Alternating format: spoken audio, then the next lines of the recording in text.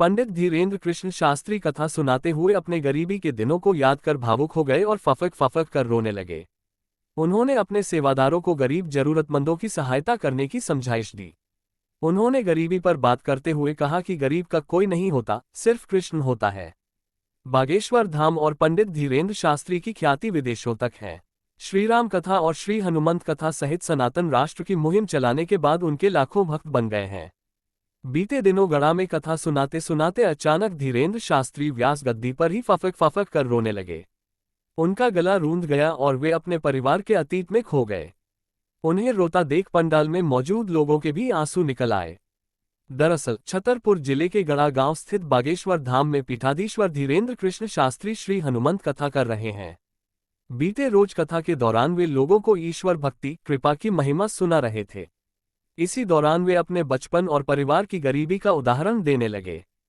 पुराने संघर्ष के दिनों को याद कर उनकी आंखें छलछला उठी और गला भर आया। रोते रोते कहा, जो हमने भोगा कभी तुमको न भोगना पड़े। हम तो पैदल चले, सब्जी तो कभी मिली नहीं। एक समय ऐसा आया था, हमारे पिताजी का शादियों के कार्ड में नाम नहीं लिखते थे। पूरे गांव का निमंत्रण होता था, लेकिन हमारे पिता और परिवार को नहीं बुलाते थे क्योंकि हम गरीब थे। उन्होंने कहा कि हमने भूखे रहकर, उपेक्षा झेलकर, धक्के खाकर समय गुजारा है। भगवान ऐसा दिन किसी को न दिखाए। भावुक होकर उन्होंने ये भी कहा कि कोई किसी का नहीं होता, गरीब का तो सिर्फ कृष्ण होता है, गरीब का तो सिर्फ परमात्मा होता है। पंडित धीरेन्द्र शास्त्री ने खुले मंच से कहा कि बाकी जगह तो ठीक, हमारे मंच पर भी ऐसा ही होता है।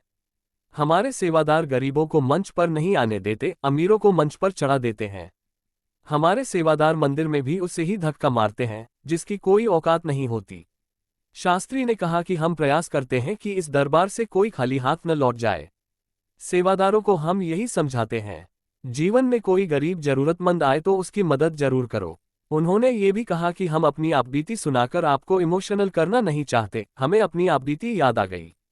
उन्होंने कहा कि हम तो हनुमान जी के नाम पर खाते हैं, उनके जैसा दाता न हुआ है न होगा।